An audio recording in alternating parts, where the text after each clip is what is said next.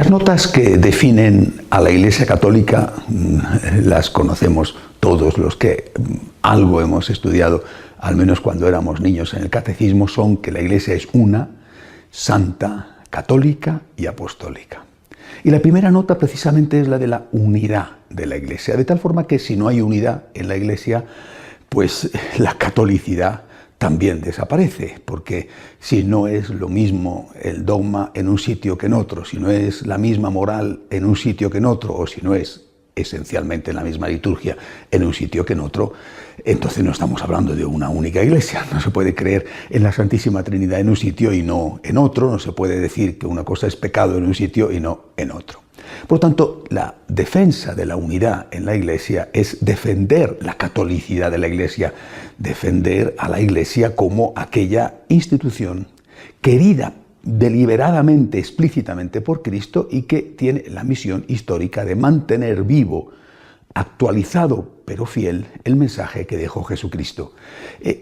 La unidad de la Iglesia es tan importante como la catolicidad, como la apostolicidad. Es decir, si no hay unidad, las otras características se resienten y ya no estamos ante la misma Iglesia católica. Esta habría dejado de ser universal, que es lo que significa precisamente la palabra católica, católico. Está en juego la unidad de la Iglesia. Pongo algunos ejemplos. Canadá. Un grupo de obispos ha dicho que las personas que han solicitado la eutanasia, en Canadá es legal, pueden recibir la comunión y pueden recibir la unción de los enfermos antes de morir, antes de ser asesinados, de morir a petición propia, antes de un suicidio asistido. Otro grupo de obispos en Canadá han dicho que esto no es posible, que el suicidio, es decir, la eutanasia, es un pecado mortal y que por tanto no puedes comulgar si has decidido, has encargado que te maten, has encargado un pecado mortal que te afecta a ti y que afecta al otro que lo va a cometer. Mismo país, dos grupos de obispos que dicen sobre un tema, el mismo tema, dos cosas completamente diferentes. Estados Unidos. Un grupo de obispos ha dicho que no es posible la aceptación a la comunión de los divorciados vueltos a casar sin haber conseguido previamente la nulidad, salvo que estén viviendo en continencia.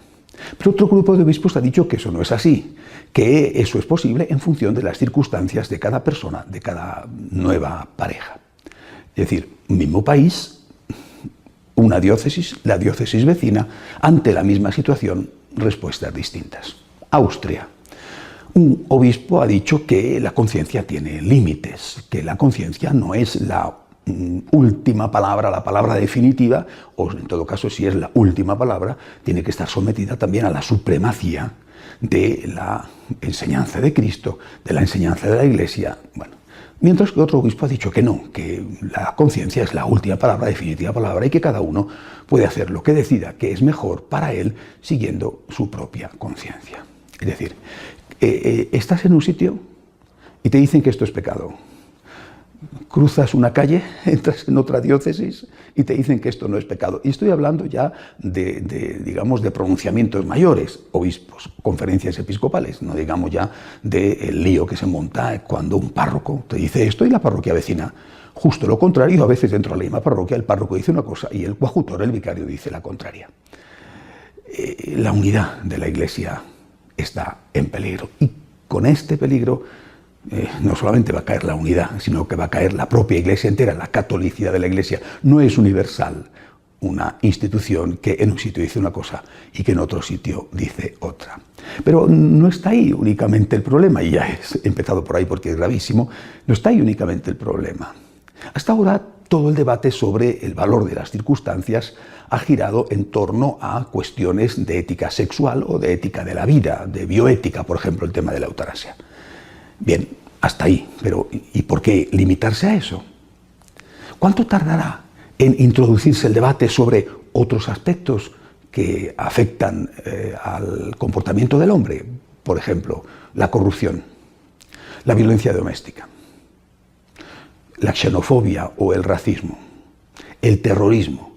Es decir, en la medida en que cada uno va a decidir por sí mismo qué es bueno y qué es malo, en esa medida no tardarán en pasar la frontera del círculo de los temas sexuales o bioéticos para ampliarlos a otros.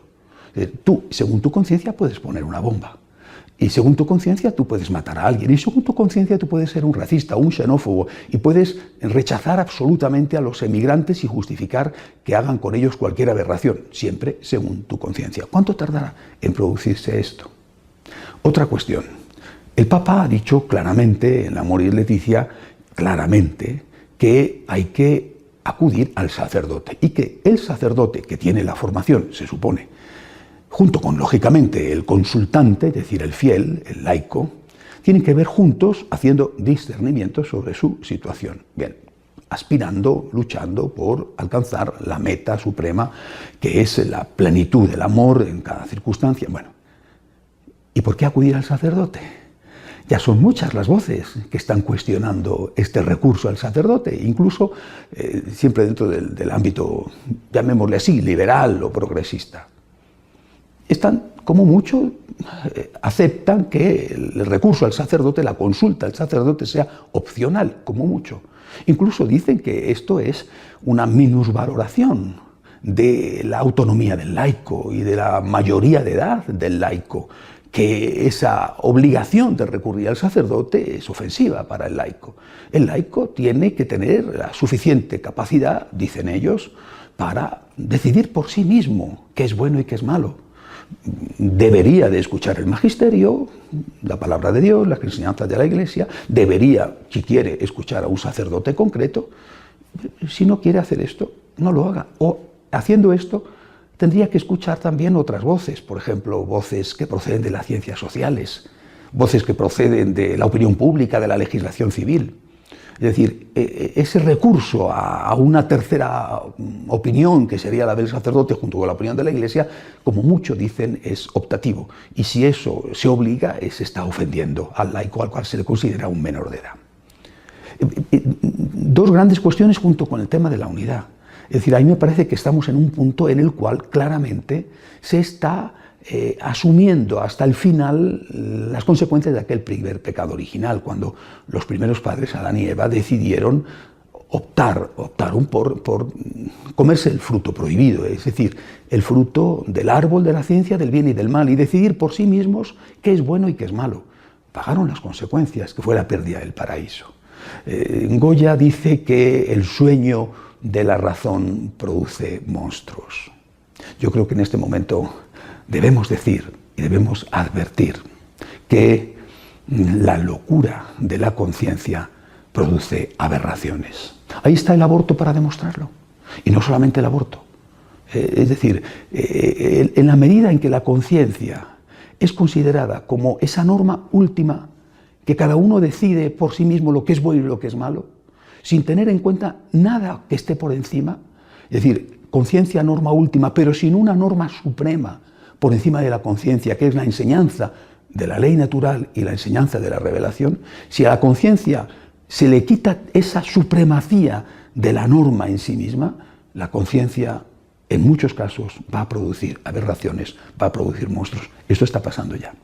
Y esto puede volver a ocurrir. Yo temo que estemos entrando en un campo, en una situación en la cual, como ocurrió con el paraíso perdido, en la cual perdamos el alma, perdamos la familia y perdamos también la tierra. La locura de la conciencia, en este caso, está produciendo ya aberraciones. Hasta la semana que viene, si Dios quiere.